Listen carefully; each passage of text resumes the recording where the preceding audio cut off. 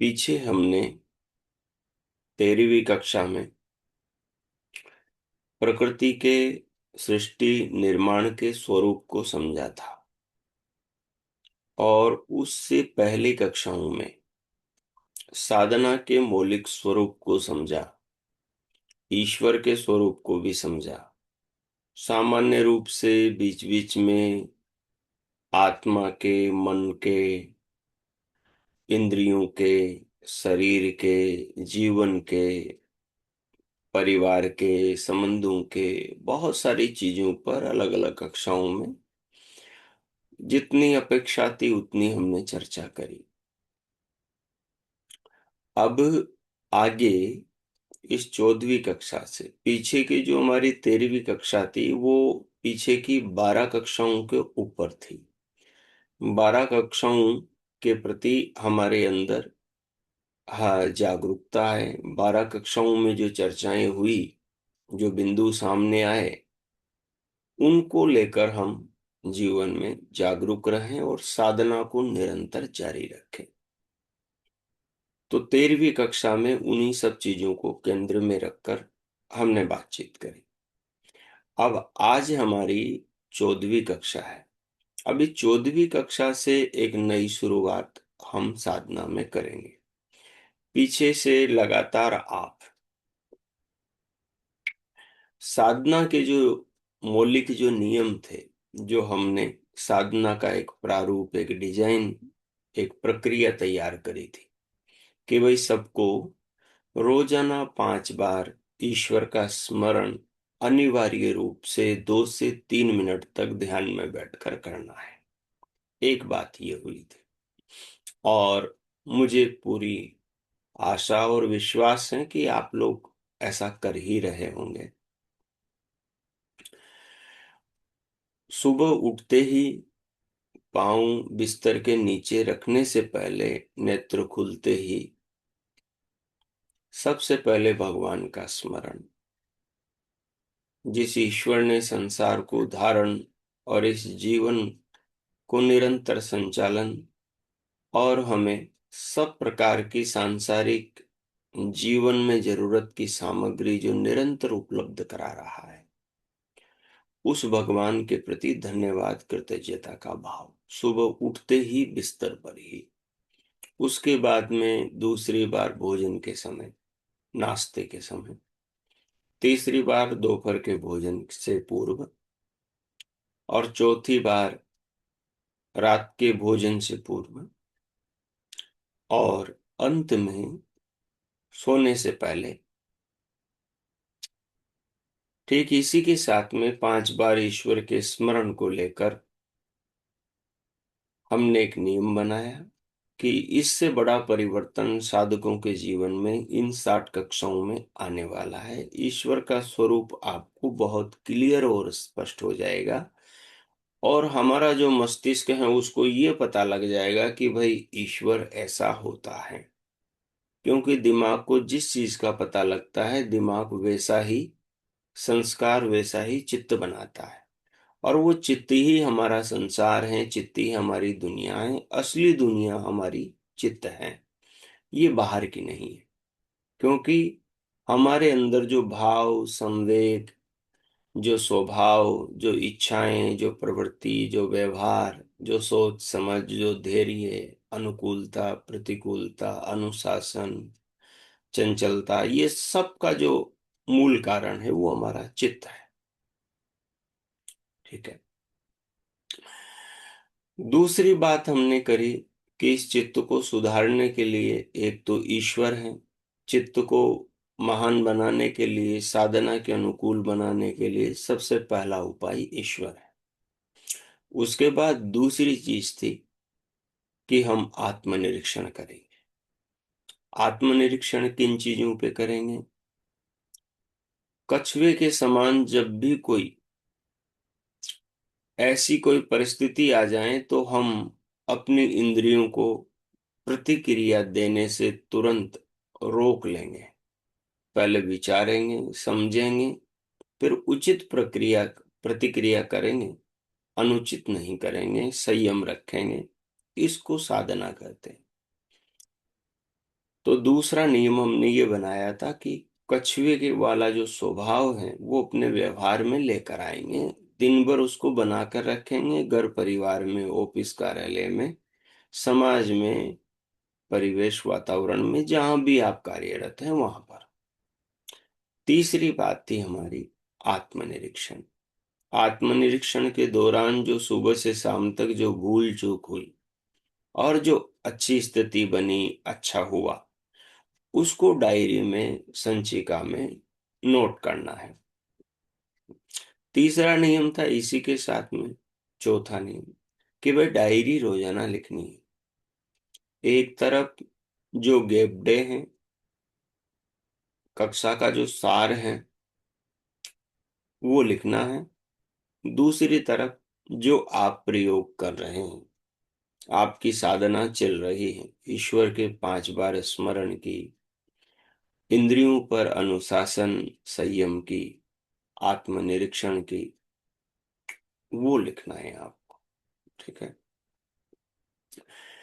और हमने पांचवी बात करी थी कि संसार में साधना को सुरक्षित करने के लिए एक कवच पहनेंगे हम, और उस कवच का नाम था क्षमा का दान।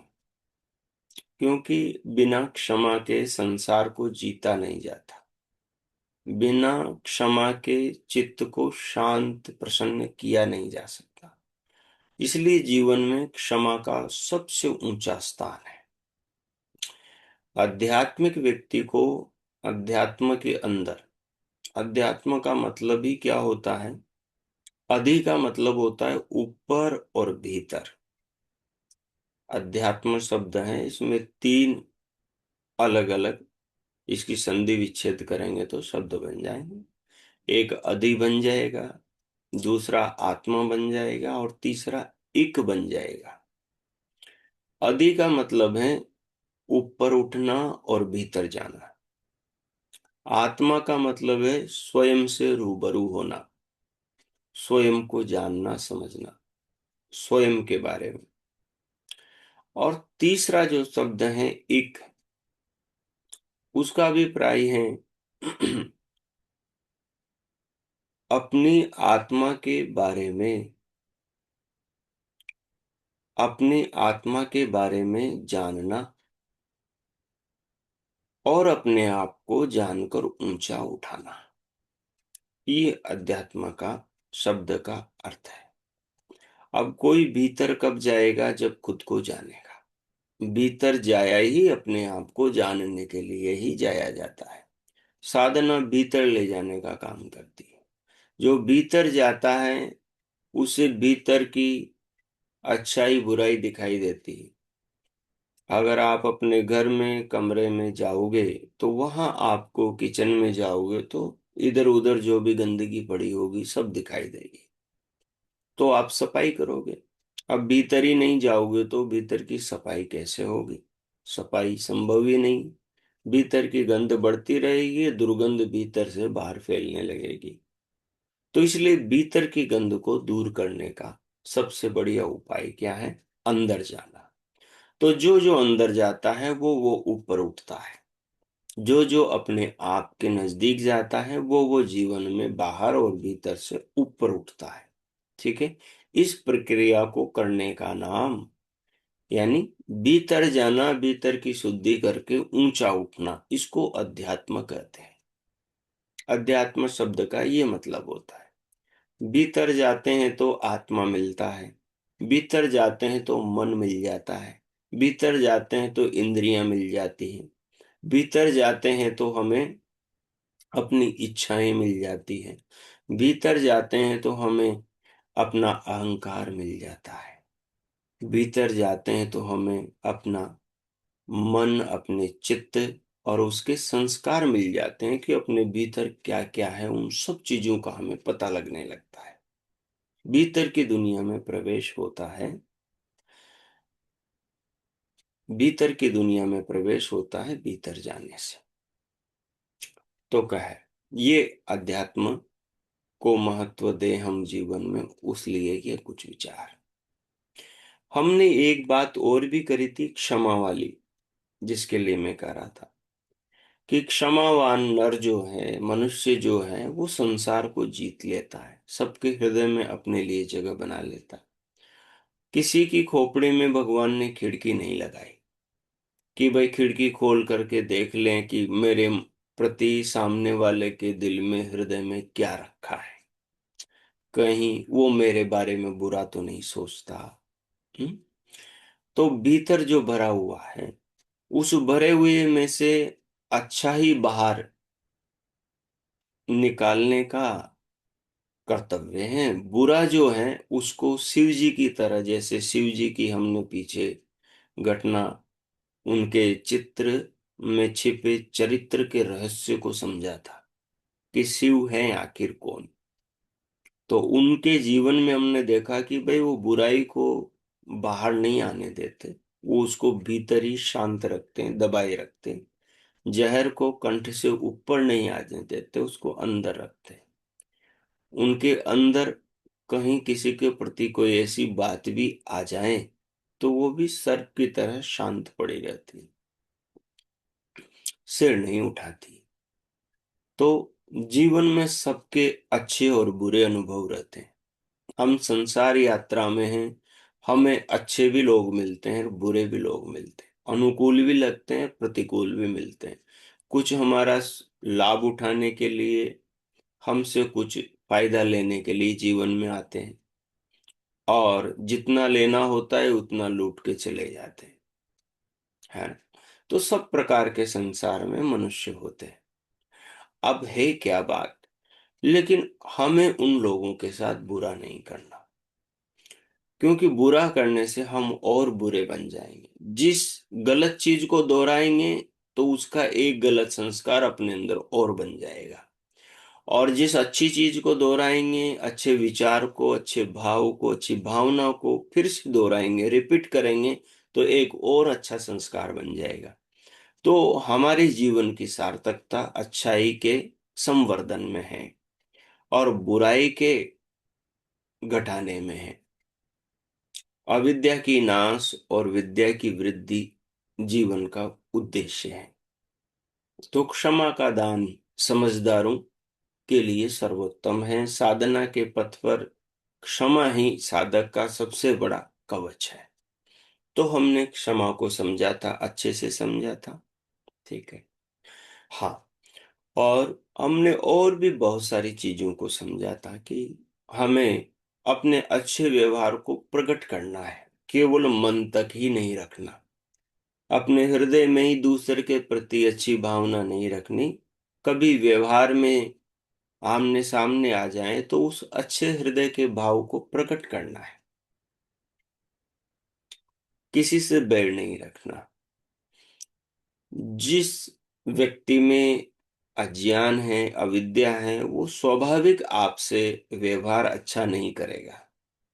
वो उसकी अपनी कमी है, वो परिवेश का दिया हुआ हो सकता है, वो उसके घर परिवार से मिली चीजें हो सकती हैं, वो पिछले जन्म के उसके संस्कार हो सकते हैं, जिनसे प्रभावित होकर अज्ञान में वो व्यक्ति आपसे बुरा व्यवहार कर सकता है। लेकिन आप ज्ञानी हो, तो आपको बुरा व्यवहार नहीं करना, आपको सहन करना है, क्योंकि सहो असी सहो मई देही। भगवान से हमने सहनशीलता का वरदान मांगा है, और संसार में वो ही ऊंचा उठता है जो सहनशील बनता है। तो बहुत सारी चर्चाएं हमने पीछे की, अपनी 12 कक्षाओं में की। 13वीं कक्षा में हमने साधना के प्रति अपने आप में और जागरूकता लाने का प्रयास किया। अब ये जो 14वीं कक्षा आज से हमारी चल रही है, इसमें हम अध्यात्म की ओर बढ़ेंगे। यद्यपि अंतर यात्रा ही अध्यात्म है, लेकिन फिर भी कुछ चीजें कुछ बिंदुओं से ऐसी जुड़कर हमारे दिमाग में जगह बनाती हैं और हमें मोटिवेट, हमें प्रेरित करती है। तो इसलिए हम आध्यात्मिक शब्द को ले लेते हैं और इस अध्यात्म शब्द के सहारे एक नई अंतर यात्रा शुरू करते हैं, ठीक है। क्योंकि हमारी इस कक्षा में 24 कक्षाएं होनी है। हमारी इस अंतर यात्रा में 24 कक्षाएं होनी है, और ये 24 कक्षाएं 60 दिन में होनी है। ठीक है। हमने इसे जनवरी में शुरू किया था और फरवरी लग गई है, एक महीना हमारा व्यतीत हो गया। अब दूसरा महीना चल पड़ा है। अब ये दूसरे महीने में हमें थोड़ी साधना में और एकाग्रता बढ़ानी है। हमारे कई साधक ढीले पड़ जाते हैं। कल प्रतिक्रिया किन्हीं की आ रही थी, तो फिर कल की कक्षा मैंने, पता नहीं, वो आपकी भावना की तरंगे आती है ना वहां से, तो वो मेरे भी मन को आंदोलित कर देती है कि भाई ऐसी तरंगे आ रही है। तो चलो अब इस तरंगों के हिसाब से जागरूक किया जाए। तो कल की कक्षा में हमारी जागरूकता के लिए थी। अब हमें बढ़ना है आत्मा की ओर। और अब जो ये महीना है फरवरी का, ये महीना आपको बहुत मेहनत करनी है। इस महीने में आपको 2-3 मिनट नहीं, क्योंकि बैठने का अभ्यास आपका पिछले पूरे महीने में 5 बार ईश्वर स्मरण से पड़ गया होगा। वो 5 बार ईश्वर ईश्वर स्मरण से जो अभ्यास डाला है आपका, उसके पीछे का उद्देश्य यही था कि अगली कक्षा के लिए, आगे की साधना के लिए एक भूमिका, एक मनोस्थिति, एक स्वभाव, एक चित्त की हैबिट बन जाए। वो बहुत जरूरी थी। एकदम बड़ी चीज नहीं सौंपी जा सकती। पहले उसके लिए एक भूमिका, एक भूमि तैयार की जाती है बीज बोने से पहले। तो अब हम थोड़ा गहराई में उतरेंगे। अब ज्यादा बैठेंगे, क्योंकि सारी यात्रा भीतर की है। अध्यात्म जो शब्द है, ये शब्द ही खुद कहता है कि भाई भीतर चलो। जीवन में, संसार में अपनी आत्मा को ऊंचा उठाना है तो भीतर चलो। जो भीतर जितना जाएगा, जितनी देर रहेगा, वो अपनी आत्मा को संसार में उतना ऊपर उठाएगा, उतना सुगंधित बनाएगा। वो अपने भीतर की झाड़ी बुहारी, साफ सफाई उतनी ही ज्यादा कर पाएगा, जो भीतर जितना टहर पाएगा। अब आप रोजाना 5 बार 2-3 मिनट तो टहर पा रहे हो ना? हाँ। जो सुन रहे हैं वो अपना वीडियो ऑन कर दें, मुझे भी पता लगे कहीं आप सो तो नहीं रहे हो, कि सोते सोते सुन लेते हैं। आचार्य जी को क्या पता लगेगा। हाँ, सर्दियों में नींद बड़ी अच्छी आती है। स्वामी दयानंद जी से किसी ने पूछा, महाराज जब आपका प्रवचन चलता है नींद बड़ी अच्छी आती है सत्संग में। स्वामी जी कहते हैं, बोले कि जो सत्संग है ना, फूलों का बिस्तर है, उसमें नींद बड़ी आती है। और जो विषय हैं इधर उधर की, जो निंदा चुगली सांसारिक जो चीजें हैं, वो कांटों का बिस्तर है, वहां नींद नहीं आती। इधर उधर से चुभती है तो आदमी जागा रहता है। खैर, ये तो विनोद की बात हो गई। तो चलिए आगे की चर्चा करते हैं। अब देखिए महान भाव, भगवान खुद कहते हैं, उद्यानम ते पुरुष न अवयानम जीवा तुम ते दक्षता तिम कृणुमि रोह इदम शरीरम, हाँ, अथ जीर वीर विदथम आवदासी। भगवान क्या कहते हैं? भगवान कहते हैं हमें कि आ आ जा, जो तुझे मैंने इस शरीर रूपी रथ में बैठा दिया है, इस नौका में तुझे चढ़ा दिया है। अब इस नौका में चढ़ने के बाद में तेरे जीवन का लक्ष्य क्या है वो समझ ले। तो भगवान कहते हैं कि उद्यानम ते पुरुष, तुझे संसार में ऊपर उठने का काम मैं देता हूं इस शरीर के साथ। इस शरीर में बैठकर तुझे जीवन में ऊपर उठना है। और अध्यात्म का मतलब क्या है? ऊपर उठना। ठीक है। और ऊपर उठना कैसे होता है? भीतर जाने से। और बुराइयां कैसे दूर होती हैं? क्योंकि बुराइयों से ही मनुष्य को ऊपर उठना है। ईश्वर कहते हैं, क्या कहते हैं? दुरितानि परासुव यद भद्रम तन्न आसुव। ठीक है ना? सारे जितने भी ज्ञान के शास्त्र हैं, ऋषि मुनियों के जितने भी, वो सब इस वाक्य के इधर उधर घूमते हैं। दुरितानि परासुव यद भद्रम तन्नासु। सारे शास्त्र इसी केंद्र पर काम करते हैं। इसलिए महर्षि दयानंद ने अपना सबसे प्रिय मंत्र इस मंत्र को चुना और अपने वेद भाष्यों के हर अध्याय में सबसे ऊपर इसको रखा। ठीक है। तो सुधार ही जीवन में साधना का मूल है। भगवान कहते हैं उद्यानम ते पुरुष न अवयानम। गिरना नहीं है, गिरना मना है। ऊपर उठना मना नहीं है। ऊपर उठने के लिए शाबाशी है, पीठ थपथपाएंगे तुम्हारी। और नीचे गिरोगे गिरोगे तो डांट लगाएंगे, है ना। अब ऊपर उठने के लिए प्रभु कहते हैं उद्यानम ते पुरुष न अवयानम जीवा तुम ते दक्षता तिम किरणों में। तुझे जीवन में, इस जीवन को महान बनाने के लिए, जीवन को जीने के लिए मैं दक्षता प्रदान करता हूं। ऐसी चीजें प्रदान करता हूं जिससे तू जीवन को समझ सके। वो चीजें क्या है? ज्ञानेंद्रियां, बुद्धि है, मन है, और हमारी ज्ञानेंद्रियां, पांचों ज्ञानेंद्रियां हैं। चित्त है, विचार है, अंतकरण है। ये सब चीजें, ये साधन क्या है?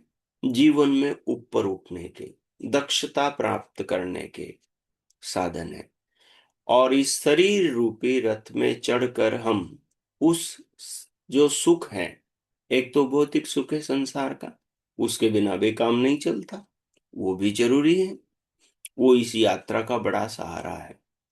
तो कह रहे हैं कि जितने भी इस शरीर से जो सुख प्राप्त होते हैं, उन सुखों को प्राप्त करते हुए जो परम सुख है, जो अपरिवर्तनशील है, जो बदलता नहीं, तो उस सुख को पाने की ओर आगे बढ़ना है। उस सुख को पाने की ओर आगे बढ़ना है। तो ये मंत्र इस बात को हमें कहता है कि साधना हमें कैसे करनी है, उसकी प्रक्रिया क्या है। और अध्यात्म शब्द हमारा केंद्र बन गया है। अब पीछे जो मैंने आपको प्रकृति के बारे में, सृष्टि निर्माण के बारे में बताया, उसके मैं 4 सूत्र आपको देता हूं।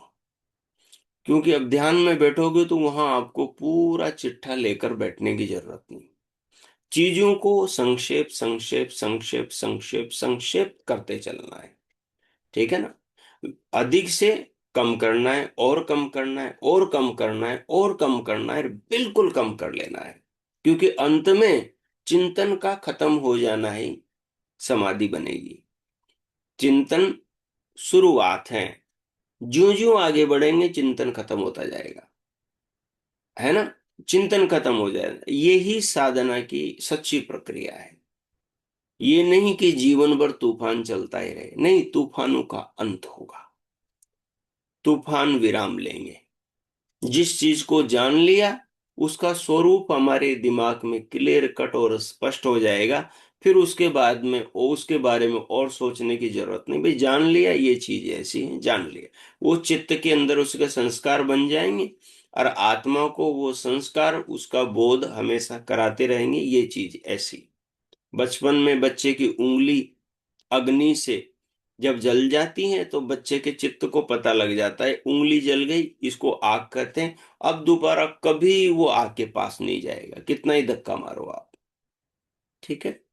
अपरिचित जलाशय के अंदर एक बार कोई डूब गया हो, जीवन भर वो डर लगेगा उसको कि मैं उस समय डूब गया था, मरा मरा बचाऊं।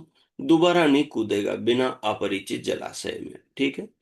अपने चित्त के अंदर बातें बैठ जाती है, बैठ जाती। अपन ने संसार के स्वरूप को समझा कि दुनिया क्या है, कैसे बनी है। अब समझ लिया तो वो चित्त के अंदर बैठ गई बात। चित्त में संस्कार बन गए। वो संस्कार मुक्ति तक अपने अंदर बने रहेंगे। उनमें परिष्कार होगा, उसमें संशोधन होगा। ठीक है ना। उनमें बिगाड़ नहीं होगा।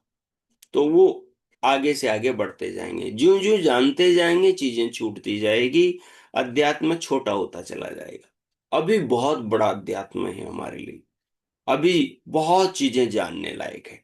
लेकिन ज्यों ज्यों जानेंगे चीजें छोटी होती जाएगी, छोटी होती जाएगी, छोटी होती जाएगी, छोटी होती जाएगी, और फिर अंत में आकर स्वरूप में समा जाएगी, अपने अपने स्वरूप में समा जाएगी। उसके बाद में चिंतन खत्म।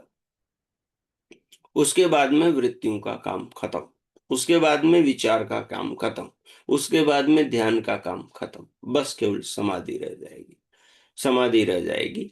ठीक है, वो जिसको हम वृत्ति निरोध कहते हैं, उच्च स्थिति वाली, वहां जाकर ईश्वर का बोध हो जाएगा। अब उसके बाद में ईश्वर का स्मरण करने की जरूरत ही नहीं रहेगी, क्योंकि ईश्वर का जो बोध है वो बना ही रहेगा। उसके बाद में आत्मा की अलग से वो करने की उतनी आवश्यकता ही नहीं रहेगी, क्योंकि आत्मानुभूति साथ में चलती रहेगी। उसके बाद में प्रकृति, चित्त, अंतकरण को अलग से अलग अलग करने के लिए बैठने की जरूरत ही नहीं है, क्योंकि वो साथ के साथ ही आपके भीतर वो स्थिति बनी ही रहेगी। आपको पता लग ही रहेगा कि भाई ये स्थिति, कोई उम्र पूछेगा तो आप शरीर की बताओगे, आत्मा तो सनातन है, शाश्वत है, उसकी कोई उम्र नहीं है। ठीक है, कोई नाम पूछेगा तो भीतर सहज बोध होगा, भाई ये नाम तो शरीर का है भैया, मेरी आत्मा का तो कोई नाम नहीं। कोई संबंध पूछेगा तो सीधी सी बात आप झट से बता दोगे, जब बोलोगे तो अंदर भीतर बोध रहेगा, भाई पत्नी शरीर की है, पति शरीर का है, बेटा बेटी शरीर की हैं, माता पिता शरीर के हैं, संसार के भाई बंधु रिश्ते संबंध सब शरीर के, आत्मा का कुछ नहीं, कुछ नहीं। ठीक है, तो ये चीजें अपने भीतर साथ की साथ तत्वों का ज्ञान होने के बाद में चित्त में बनी रहेगी, ये चलती रहेगी, चलती रहेगी, टेंशन खत्म, अपने आप टेंशनें दुनिया की चली जाएगी।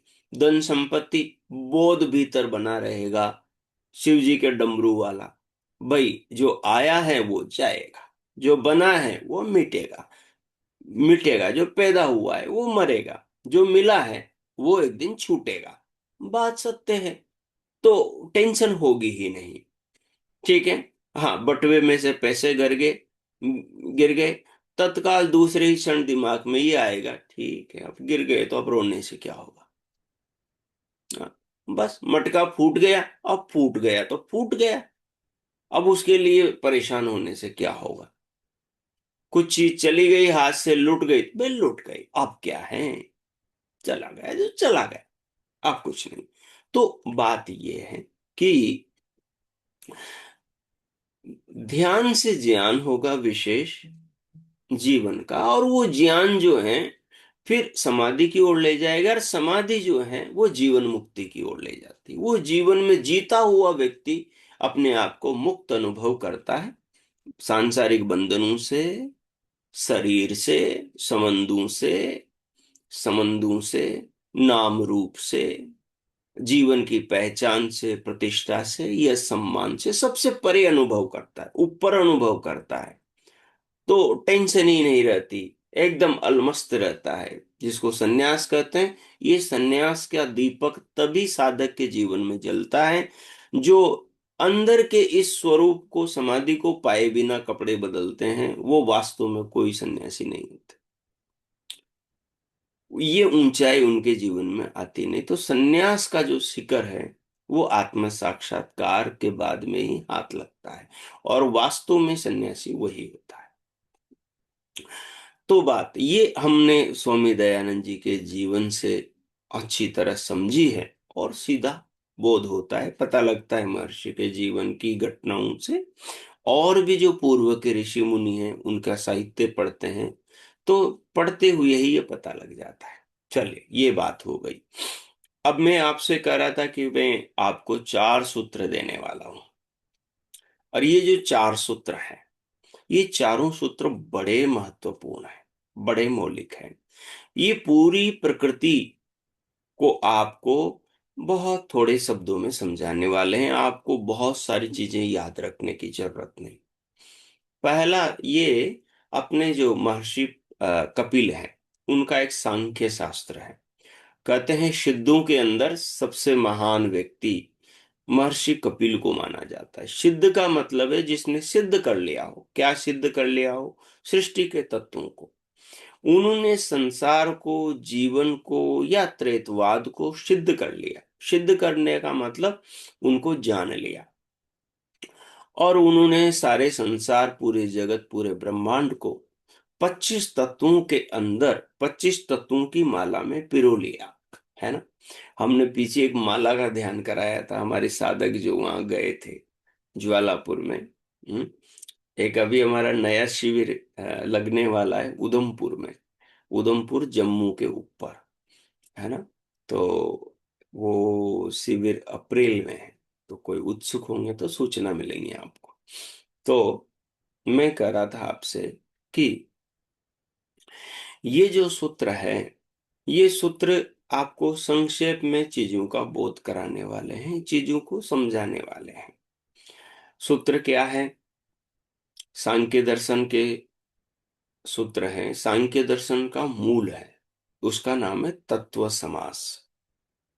महर्षि कपिल ने कुछ सूत्र बनाए और उन सूत्रों के अंदर संक्षेप में इन 25 तत्वों का रहस्य स्वरूप आ जाता है, ताकि आपको बड़ी माला न फेरनी पड़े 108 मनकों वाली।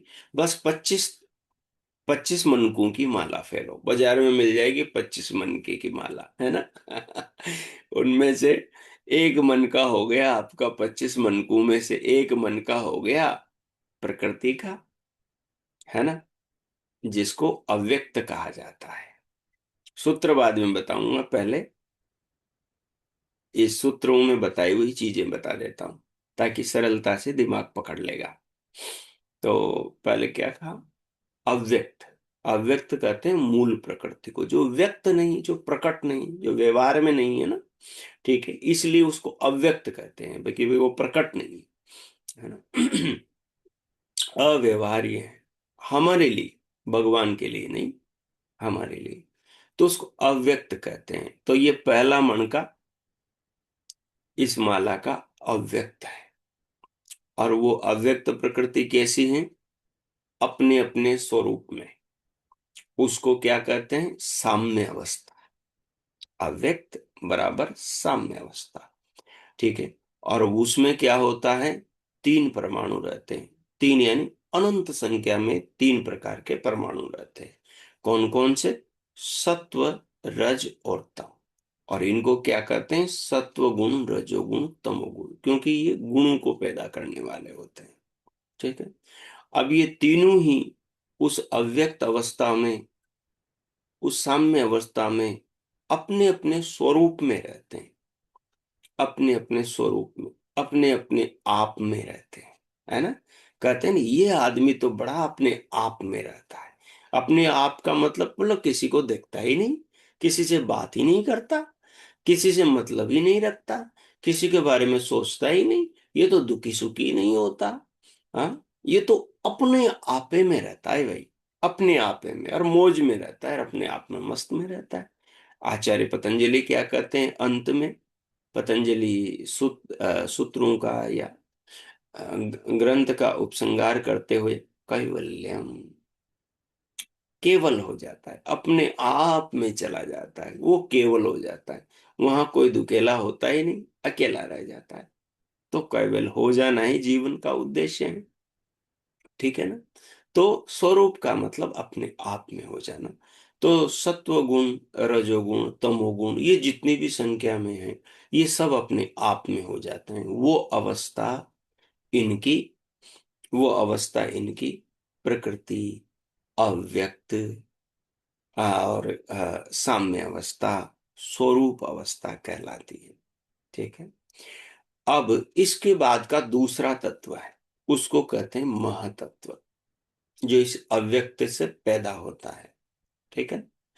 वो जो महातत्व है, वो हम सबकी, संसार में जितने भी प्राणी हैं, मनुष्य ही नहीं, जानवर, पशु पक्षी, कृमि कीट पतंग, पेड़ पौधे भी, ये भी प्राणी हैं, इनमें भी आत्माएं रहती है। तो जितने भी प्राणी हैं, लग 84 की योनियों में, इन सब का जो चित्त है, जैसे हमारा चित्त है, मुझे आज देखकर आपने पहचान लिया कि ये वही है जो पीछे अंतर यात्रा की कक्षाएं लेते रहे। और आज आपको फोटो को देखकर मैं पहचान रहा हूं कि ये वो है। सबको पहचान रहा हूं, देखो महेश जी इधर है, शशिकांता माता जी इधर है, आशा माता जी, रेखा माता जी, है ना, शोभा बहन जी, सब हैं, दिखाई दे रहे हैं। आज गायत्री बहन जी भी जुड़ गई है। तो ये सब दिखाई दे रहे हैं, रजनीश जी हैं। तो ये पीछे से देखा हुआ जो चित्त में सबकी जानकारियां रखी हुई, उससे पहचान रहे हैं ना। ठीक है। तो ये जो पहचानने का जो आधार हमारा चित्त है, ये चित्त बनता है महतत्व से। महतत्व से तो समष्टि यानी संपूर्ण ब्रह्मांड में जितने प्राणी, अपनी पृथ्वी पर ही नहीं, अपनी पृथ्वी तो अपने सौर परिवार का एक घटक है, एक मणका है। ऐसी तो करोड़ों सौर परिवार एक आकाश गंगा में है, करोड़ों पृथ्वियां हैं, और उन पर कितने प्राणी होंगे सोचो, कितने लग 84 होंगे।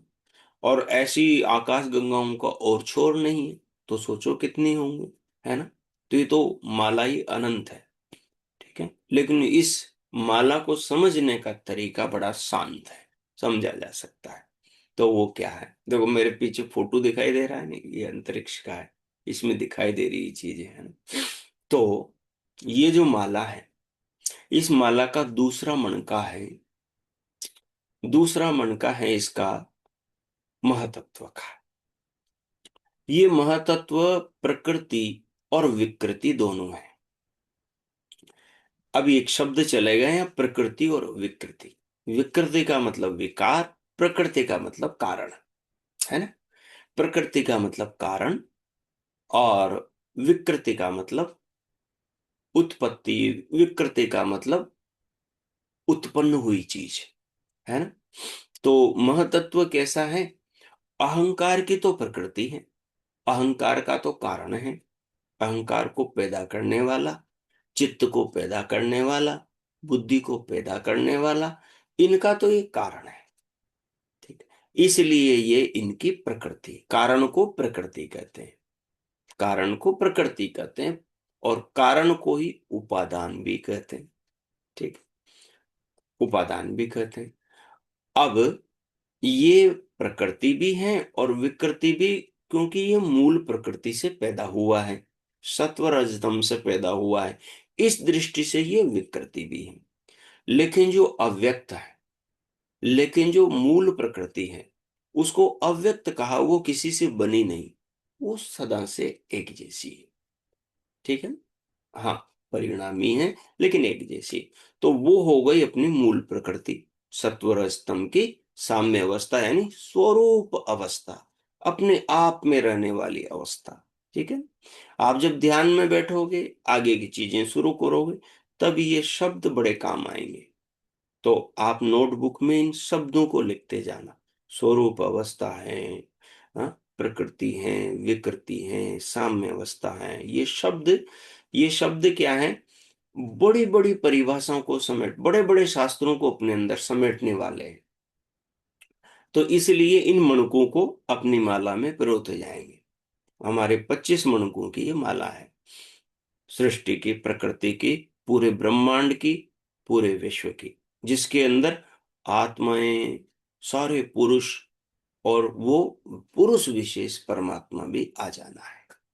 चलिए, अब तीसरा मन का है अहंकार का। अहंकार का, ये जो अहंकार है, ये भी प्रकृति और विकृति है, प्रकृति और विकृति है।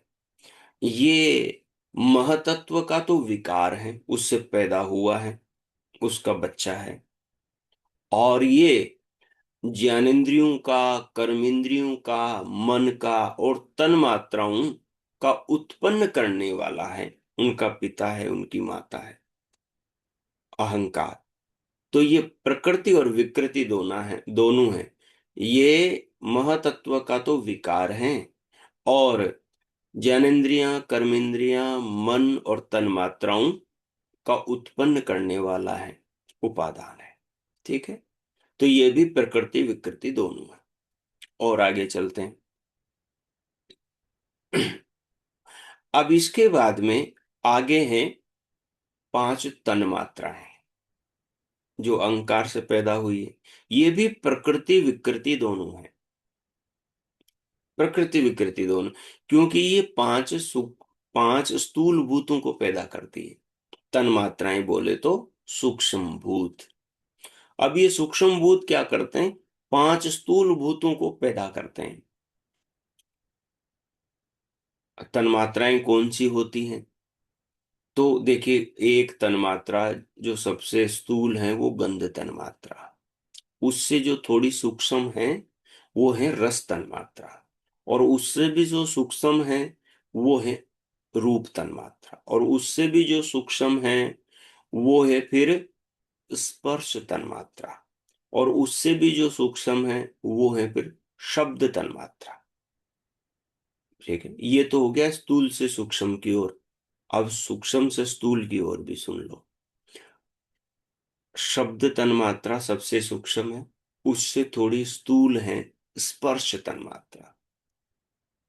ये तन्मात्रा भूत भी कहलाती है, यानी शब्द तन्मात्रा सूक्ष्म भूत शब्द, और वैसे ही जो स्पर्श तन्मात्रा है वो सूक्ष्म भूत है स्थूल भूत का।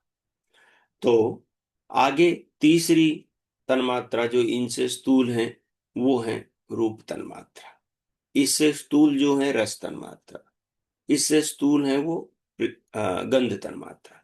ये पांच तन्मात्राएं, ये भी प्रकृति और विकृति दोनों है। ये अहंकार से तो उत्पन्न होती हैं, तो विकृतियां हैं, और ये आगे पंच स्थूल भूतों को पैदा करती हैं, तो उनकी ये उपादान कारण है, तो उनकी ये प्रकृतियां हैं। तो जो पैदा हो और दूसरे को पैदा करें उसको कहते हैं प्रकृति और विकृति। ठीक है, और जो किसी से पैदा न हो दूसरों को पैदा करें उसको बोलते हैं अव्यक्त मूल प्रकृति, वो है केवल सत्व रजतम। ठीक है, अब ये जो आठ आपके सामने मैंने अभी बोले, कौन कौन है आठ? मूल प्रकृति एक, महातत्व दो, अहंकार तीन, ये हो गए तीन।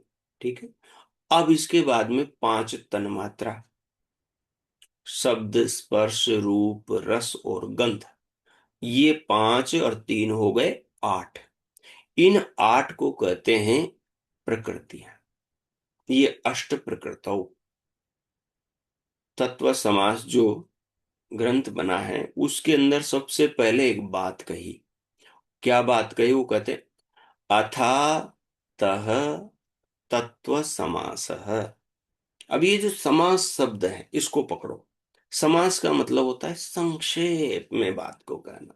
मैंने सुना है कि ऋषि मुनि, पता है, एक शब्द घटाते हैं तो उनको कितना सुख होता है। जैसे कोई घर में बेटे के जन्म हो गया हो, जैसे बच्चा जन्म होने पर पिता को खुश होता है, खुशी होती है ना, इतनी खुशी ऋषि मुनियों को एक शब्द अपने सूत्र में घटाने से होती है, क्योंकि वो इतना बोझ कम कर देते हैं। तो मतलब एक भी शब्द लिखा है तो उस शब्द को बहुत सोच समझ कर उस पर रिसर्च करके, कम से कम उससे कम नहीं हो सकता, इसलिए ऋषियों ने वो सूत्र लिखा। तो कहा अथातः तत्व समास, तत्वों का समास। तत्वों का समास, तीन तत्व हैं जिनको हम त्रेतवाद बोलते हैं, और वो कौन से तत्व हैं? प्रकृति, आत्मा और परमात्मा। ठीक है, पुरुष, विशेष पुरुष और प्रकृति सृष्टि, तीन तत्वों से ब्रह्मांड दुनिया बनी। तो अब ये कह रहे हैं कि हम तत्वों का समास करते हैं, तत्वों को संक्षेप में करके आपको समझाते हैं कि ध्यान में समाधि में बैठो, जब किताब लेकर ना बैठना पड़े, आराम से आपको याद रह जाए। तो कहते हैं पहला ही, कहते हैं सूत्र बनाया उन्होंने, दूसरा सूत्र बनाया अष्टौ प्रकृतयः, आठ प्रकृतियां हैं। और वो आठ प्रकृतियां जो दूसरों को पैदा करती हैं, इस पैदा करने वाले को प्रकृति कहते हैं। पांचों तन्मात्राएं पांच स्थूल भूतों को पैदा करती हैं। गंध तन्मात्रा पृथ्वी को, रस तन्मात्रा जल को, रूप तन्मात्रा अग्नि को, स्पर्श तन्मात्रा वायु को, शब्द तन्मात्रा आकाश को। तो पांच तन्मात्राएं ये क्या है? प्रकृतियां। अहंकार 11 इंद्रियों को और पांच तन्मात्राओं को, इसलिए ये भी प्रकृति। महातत्व चित्त को, बुद्धि को और अहंकार को पैदा करने वाला होने से प्रकृति। और अव्यक्त मूल प्रकृति, वो सबको पैदा करने यानी महतत्व को पैदा करने वाले होने से वो भी प्रकृति। तो अष्टौ प्रकृति, 8 प्रकृतियां हैं, 5 तन मात्राएं और अव्यक्त, महतत्व और अहंकार। इनको लिख लो आप। अब इसके बाद में वो तीसरा सूत्र बनाते हैं और वो कहते हैं षोडश विकारा। बोले 16 विकार हैं। आप समझो 16 विकार क्या है। वैसे विकार ये भी थे, लेकिन ये तो प्रकृतियां भी थी, इसलिए इनको प्रकृति कहा कि आराम से समझने वाले समझ जाएंगे, है ना। एक बात का ज्यादा महत्व था। अब जो दूसरी जो 16 विकार है वो केवल विकार है, वो किसी की, वो प्रकृति नहीं है, मतलब किसी को पैदा करने वाले नहीं है, वो विकार हैं बस। उनसे आगे कुछ बनता नहीं। वो कौन है? तो देखे, षोडश विकार है, 16 विकार है। कौन कौन से हैं 16 विकार? जिनसे कुछ बनता नहीं, मन से कुछ बनता नहीं है। मन से कोई नई चीज पैदा नहीं होती, जैसे महतत्व से बुद्धि पैदा हो गई, चित्त पैदा हो गया, अहंकार पैदा हो गया। ऐसे मन से और कुछ पैदा नहीं होता, इसलिए मन को केवल विकार कहा। 5 ज्ञानेंद्रियां हैं, इनसे और कुछ पैदा नहीं होता, और कुछ बनता नहीं, जैसे अहंकार से ये बनी। कौन कौन सी 5 ज्ञानेंद्रियां? तो तन मात्राओं के हिसाब से, भूतों के हिसाब से समझेंगे तो ज्यादा सरल रहेगा। ठीक है। शब्द को सुनती है हमारी श्रोत्र इंद्रिय, तो एक श्रोत्र इंद्रिय ज्ञानेंद्रिय है। ठीक है। और स्पर्श का अनुभव कराती है हमें त्वक इंद्रिय, त्वचा इंद्रिय, तो दूसरी त्वचा इंद्रिय ज्ञानेंद्रिय कहलाती है। और उसके बाद में है रूप। रूप को दिखाती है, आकृतियों को, रूप वाली चीजों को दिखाती है हमारी नेत्र इंद्रिय, चक्षु इंद्रिय। ठीक है। तो ये चक्षु इंद्रिय जो है, रूप इंद्रिय कहलाती है, ये ज्ञान इंद्रिय है। इसके बाद में चौथी इंद्रिय रसना इंद्रिय। रसना इंद्रिय वो ज्ञानेंद्रिय कहलाती है, क्योंकि वो रसों को जनाती है। रसों को मतलब षड रस को, हमारी जो जिह्वा है इसमें रसना ज्ञानेंद्रिय है। इससे हम षड रसों को जानते हैं। मुंह में जो भी जाता है, मीठा होगा तो बता देगी झट से ये मीठा है, खट्टा होगा तो बता देगी, हाँ, कसेला होगा तो बता देगी। जो भी मुंह में जाएगा। कई बार आप कोई पकवान बनाते हैं, उनसे पूछते हैं लड्डू चखा करके, बताओ इसमें क्या क्या डाला हुआ है। अब जिसने सारे अनुभव कर रखे हैं, तो आपका लड्डू खाते ही बता देगा, बोले इसमें आपने ये भी डाला, दालचीनी भी डाली है, इसमें आपने क्या बोलते हैं मखाने डाले हैं, इसके अंदर आपने मालकांगनी डाली है, इसके अंदर आपने इलायची डाली है, सब बता देगा, दूध पीते ही बता देगा इसमें क्या क्या डाला है ना। तो कौन पहचानता है? एक तो रसना, ये क्या है? रसना इंद्रिय, ज्ञानेंद्रिय, ये जट से पहचान लेती। आपकी घ्राण इंद्रिय भी पहचान लेती, घ्राण बाद में आएगी। रसना तो ज्ञानेंद्रिय कहलाती है, चौथी इंद्रिय हो गई। और पांचवी इंद्रिय है घ्राण इंद्रिय। घ्राण बोले तो ये जो नासिका के अंदर, तो हम सूंघ कर बता देते हैं इसमें क्या क्या पड़ा हुआ है।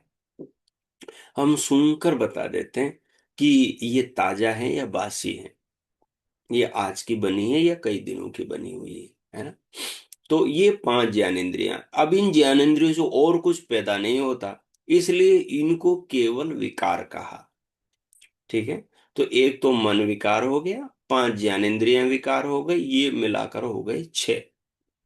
और 5 कर्म इंद्रियां भी विकार हैं, उनसे भी और कुछ बनता नहीं है। 5 कर्म इंद्रियां कौन सी हैं? कर्म इंद्रियां हैं वाणी और पाणी।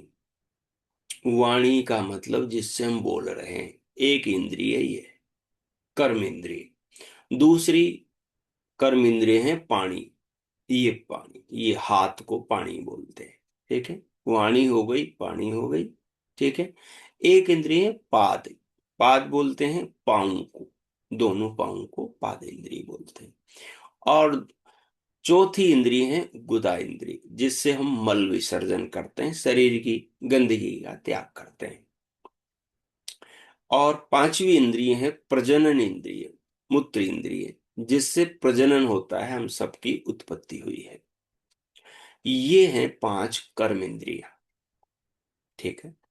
इन कर्म इंद्रियों से भी और कोई चीज बनती नहीं है, इनसे और कोई चीज बनती नहीं। जैसे अहंकार से बनी ये, जैसे महतत्व से बनी बाकी चीजें, अहंकार बना और चित्त बना, बुद्धि बनी, तो वैसे इनसे और कुछ चीज बनती नहीं, इसलिए इनको विकार कहा, प्रकृति नहीं कहा। तो ये हो गए 11, 5 ज्ञानेंद्रियां, 5 कर्मेंद्रियां और एक हो गया मन। अब इसके बाद में 5 हो गए स्थूल भूत, जो तन मात्राओं से बनते हैं। गंध तन मात्रा से पृथ्वी के परमाणु बनते हैं, पृथ्वी बनती है। और रस तन मात्रा से जल भूत बनता है। रूप तन मात्रा से अग्नि तत्व बनता है। स्पर्श तन मात्रा से वायु भूत बनता है। और उसके बाद में शब्द तन मात्रा से आकाश भूत बनता है।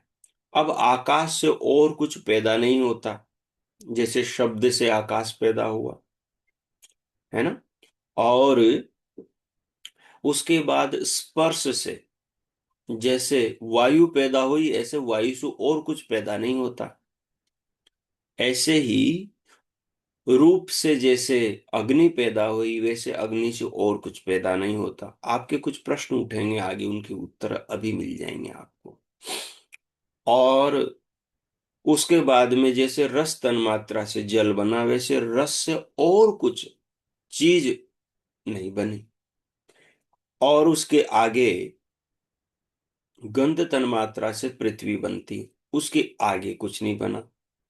क्योंकि पृथ्वी से जो चीजें बनी वो सब पार्थिव कहलाती, जल से जो चीजें बनी वो सब जलीय कहलाती, अग्नि से जो चीजें बनी वो आग्नेय कहलाती, वायु से जो चीजें बनी वो वायव्य कहलाती, और जो शब्द से जो चीजें बनी वो शाब्दीय कहलाते हैं। बोलिए तो शाब्दिक बातें हैं। तो ये सब चीजें के ही भूतों के ही अलग अलग मिलने से अलग अलग प्रोडक्ट बनते हैं। लेकिन ये किसी के विकार नहीं कहलाते, ये प्रकृति नहीं कहलाती।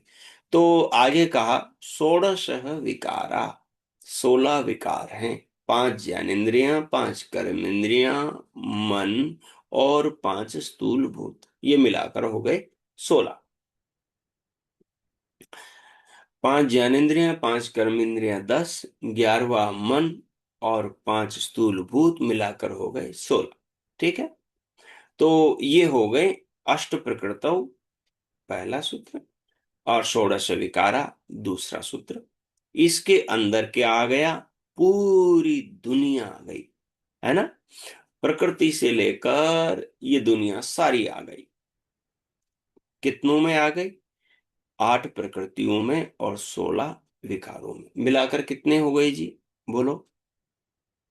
8 और 16, 24, है ना। 24 तत्वों के अंदर पूरा दुनिया, पूरी जगत, पूरी सृष्टि, पूरा लोक लोकांतर सब कुछ आ गया। अब एक चीज बच गई, क्योंकि ये तो जड़ है, अपने आप तो कुछ कर नहीं सकते बेचारे। निर्जीव है, इनमें तो जीवन नहीं, चेतना नहीं, समझदारी नहीं, बुद्धि नहीं, विवेक नहीं, ये अपने आप कुछ नहीं कर सकते। तो इनके बाद में क्या है, तो कहा अंतिम 25वां तत्व। हमारे 24 मनकों की माला तैयार हो गई है ना। हर मनके पर आपको एक एक प्रकृति, और प्रकृतियों के खत्म होने के बाद में फिर एक एक विकारों को लेना है। अब जो 25वां मन का है, ये मन का जो गांठ लगाते हैं, वहां पर जो एक मन का लटका रहता है ना माला में, जो सबको बांध के रखता है, वो है ये। तो ये कौन है, ये है पुरुष। अगला सूत्र है आचार्य कपिल का, पुरुष। पुरुष कौन है, तो पुरुष दो प्रकार के, हमने पीछे आचार्य पतंजलि के पातंजलि योग शास्त्र से समझा था कि भाई पुरुष जो हैं वो दो प्रकार के हैं। एक तो है पुरुष विशेष और एक है पुरुष। अब पुरुष विशेष की जो विशेषता थी वो योग दर्शन के सूत्रों से मैंने आपको निवेदन करी थी, आपने अच्छे से समझी होगी।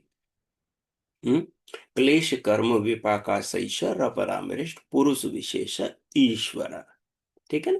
ईश्वर तो है पुरुष विशेष। ठीक है। हाँ। स निरतिशयम सर्वज्ञ बीजम।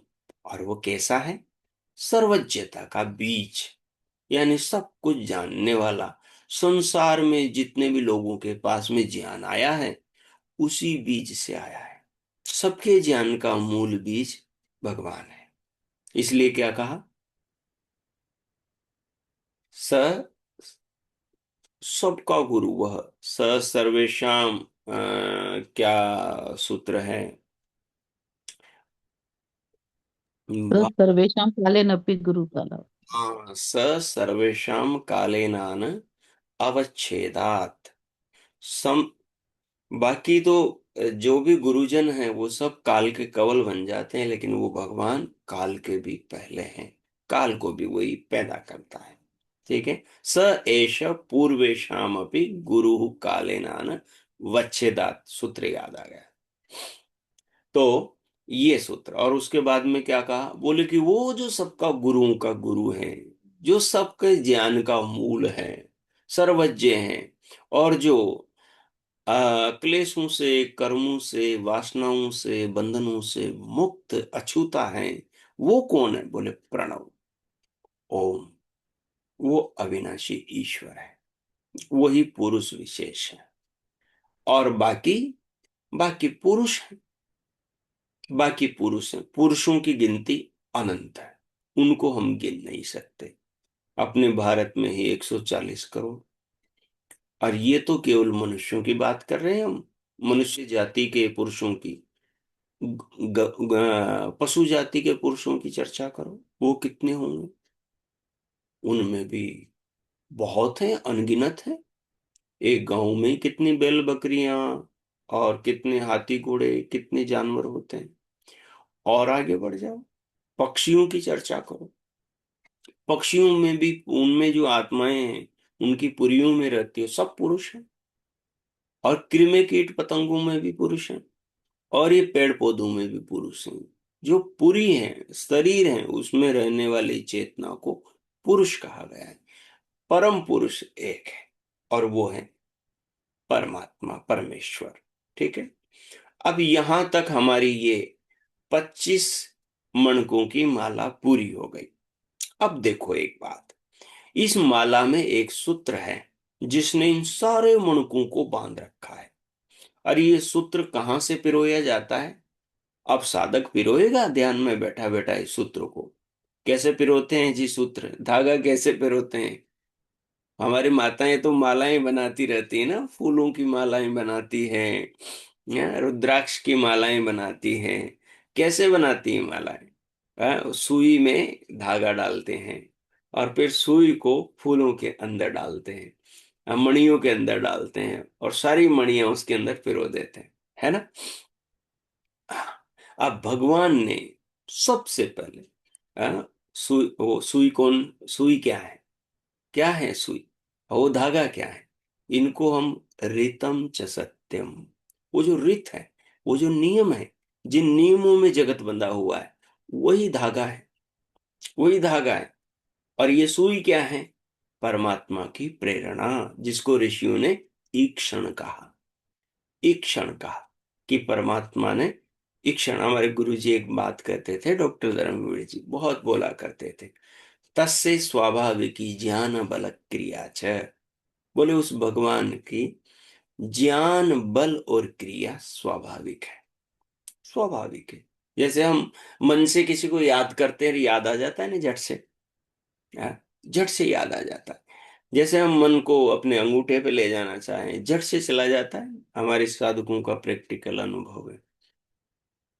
वैसे ही भगवान ने प्रकृति के परमाणु में हलचल पैदा करी, प्रेरणा पैदा करी, ज्ञान पूर्वक उनमें कर्म ईक्षण किया और सुई से एक मणके को पिरोया। प्रकृति के अनंत परमाणुओं को आपस में गति देकर महातत्व बना दिया। ठीक है, दूसरे मनके में आपकी सुई चली गई।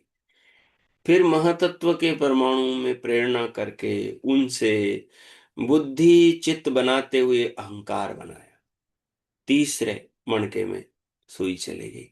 उसके बाद में आपके तीसरे मन के अहंकार से बहुत सारी चीजें बनाते हुए 11 इंद्रियां, मन, ज्ञानेंद्रियां, कर्म इंद्रियां और 5 तन मात्राएं बनाए।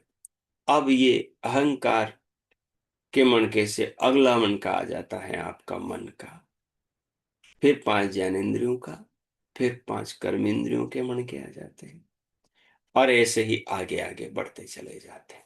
समष्टि तत्व जो महतत्व है उसको समष्टि बुद्धि तत्व भी कहते हैं और समष्टि चित्त तत्व भी कहते हैं।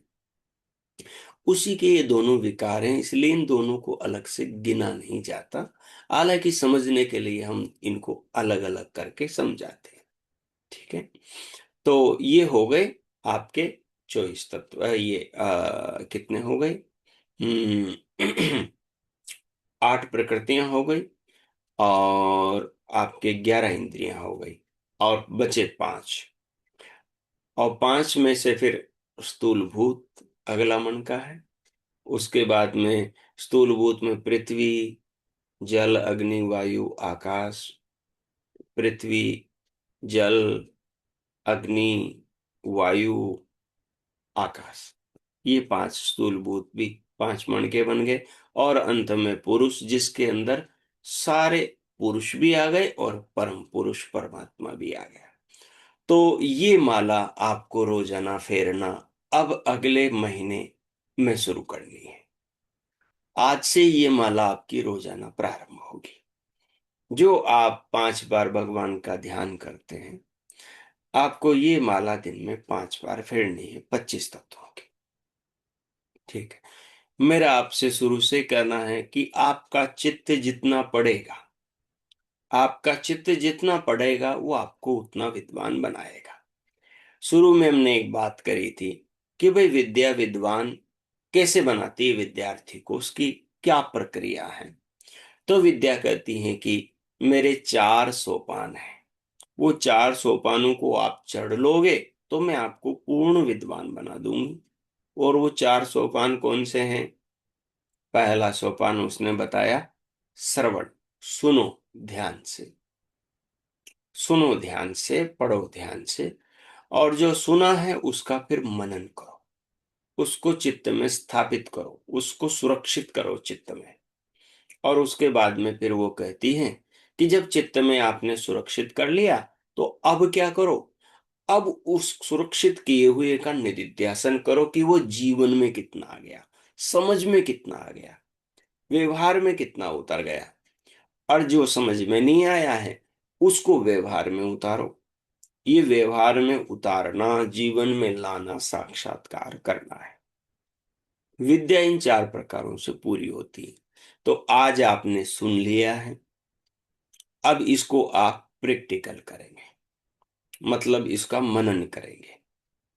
पहले मनन करेंगे, यहां से बाद में चिंतन करेंगे, विचारेंगे इसके ऊपर, और विचारने के बाद में फिर शुरुआत कर देंगे। अब आपका एक प्रश्न हो सकता है कि आचार्य जी ये तो 2 बार 3 बार 4 बार दोहराने के बाद में पक्का हो जाएगा, फिर क्या बार बार करना? याद तो हो ही जाएगा, समझ में तो आ ही जाएगा। बिल्कुल याद हो जाएगा, समझ में आ जाएगा। लेकिन याद करो, मैंने पहले एक बड़ी अच्छी बात बताई थी आपको कई दिनों पहले।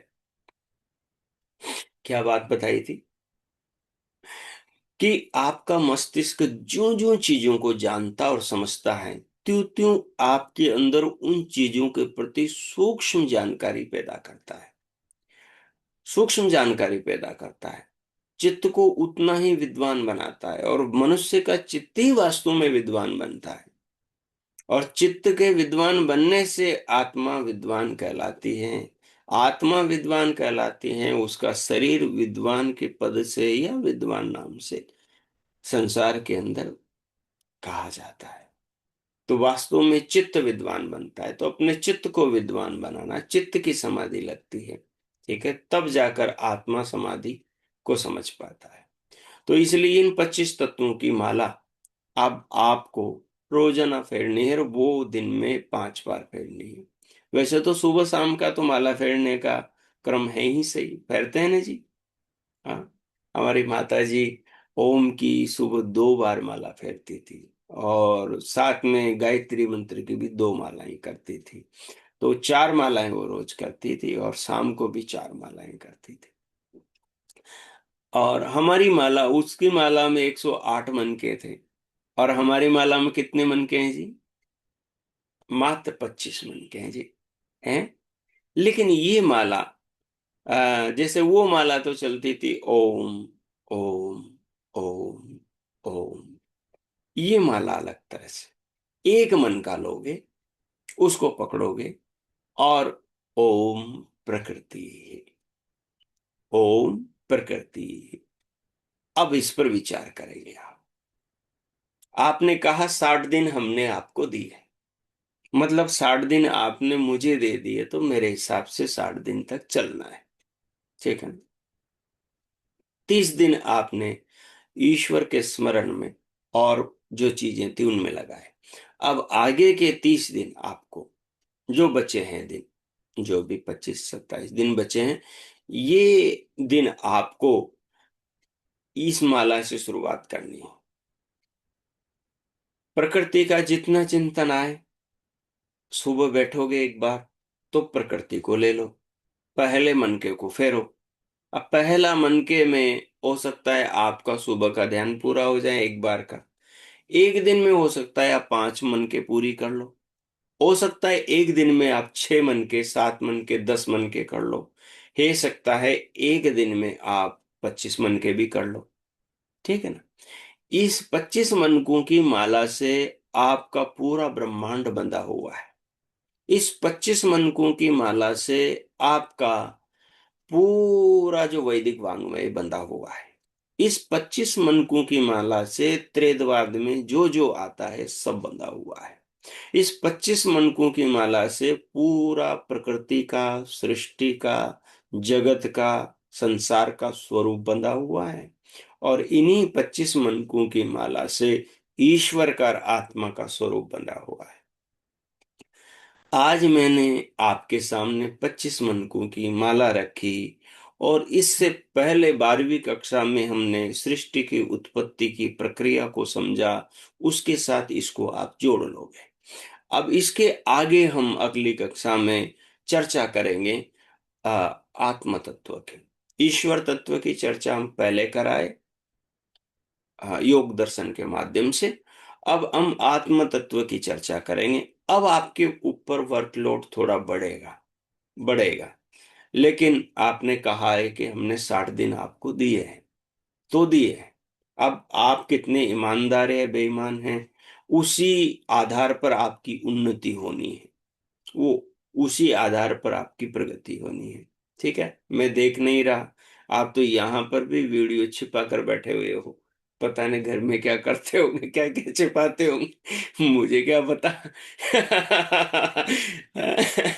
तो आपको अपनी ईमानदारी ईश्वर के साथ में रखनी। देखो, ईश्वर निराकार है और सर्वज्ञ है। तो मैं जब गुरुकुल में पढ़ने गया था, ऋषि उद्यान अजमेर, तो लेखराम अतिथिशाला के ऊपर एक वाक्य लिखा था, और वो वाक्य मेरे जीवन का बड़ा मार्गदर्शक है। वहां लिखा था, विश्वम शृणोति पश्यति। बोले वो जो दुनिया को बनाने वाला भगवान जो है, वो विश्वम शृणोति, विश्व, विश्व का मतलब होता है सृष्टि का कण कण, जर्रा जर्रा, व्यक्ति व्यक्ति, मन मन, हर कुछ। तो विश्वम शृणोति, वो सबको सुन रहा है। कौन क्या बातचीत कर रहे हैं, मन में कर रहे हैं या बाहर कर रहे हैं। और विश्वम शृणोति पश्यतिर, सबको देख रहा है, बाहर से नहीं भीतर से देख रहा है, सबके मन और आत्मा को देख रहा है। तो इस सूत्र को आप पल्ले की गांठ के बांध लो, इस वाक्य को घर में कहीं लगा लो, विश्वम शृणोति पश्यति। और ईमानदारी से ये साधना की शुरुआत करो। 25 मनकों की माला, आपके पास सुई है, आपके पास धागा है, ठीक है। कोई भी मणके ले लेना, किसी को मोती पसंद है तो मोती पिरो लेना। किसी को तुलसी पसंद है तो तुलसी पिरो लेना, किसी को रुद्राक्ष पसंद है तो रुद्राक्ष की माला बना लेना, ठीक है ना। और 25 मनकों की माला बना देना और इसकी शुरुआत कर देना, ठीक है। तो समय अपना हो गया है। आज की कक्षा को इतना ही रखेंगे, साथ के साथ चलते रहेंगे तो बोझ नहीं होगा, बर्डन नहीं होगा। आपके मस्तिष्क को सहजता रहेगी, वो घबराएगा नहीं, है ना, डरेगा नहीं, भागेगा नहीं, बचेगा नहीं। और आप बीच बीच में छोड़ दोगे तो फिर वो एकदम बाहर बढ़ जाएगा ना, तो फिर वो बेचारा वहन कर नहीं पाएगा। तो ठीक है, स्पष्ट हो गई सारी बातें। ठीक है, तो 25 मनकों की माला आपको बनानी है, ठीक है ना। और फिर इसके बाद में हम आत्म तत्व का आगे से चर्चा करेंगे, जिससे फिर आत्मा की भी यात्रा शुरू हो जाएगी, क्योंकि 25 तत्वों में ही, इस माला में ही सब कुछ आ जाना है, ठीक है। तो अंतर यात्रियों की 25 तत्वों की माला ये बन गई है अमृत साधकों की, ठीक है। तो आज की कक्षा को भी इतना ही रखते हैं, शांति पाठ करेंगे। उसके बाद में आपको किसी को कोई बात समझ में नहीं आई हो तो पूछ सकते हैं, स्वागत है। हो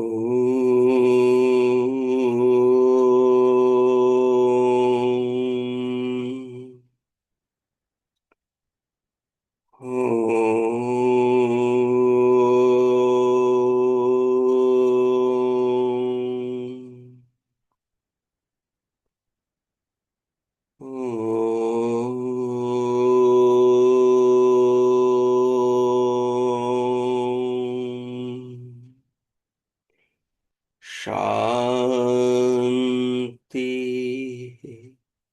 शांति, शांति। ओम। ओम। सभी को नमस्ते, सभी का धन्यवाद। ओम।